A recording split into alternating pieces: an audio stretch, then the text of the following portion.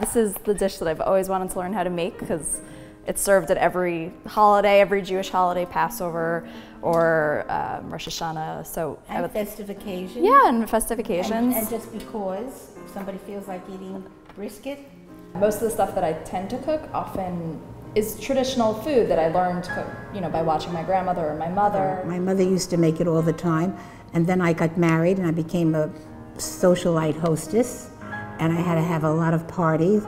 Brisket wasn't always the main dish, but it went a long way. I didn't improvise much from my mother's original recipe.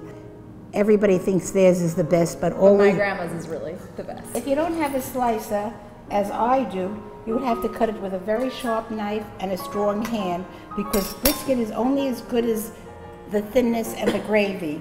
Is it important for me really to know whether they'll continue making it? No.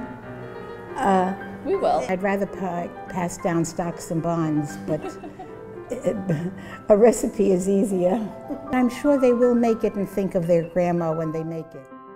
A newlywed watches his wife make a brisket, and he has seen that several times she cuts off a corner and throws it in the garbage. So he said to her, "Why do you do that?" She said, "That's the way my mother did it." "But why?" She said, "I don't know." He said, "So call your mother."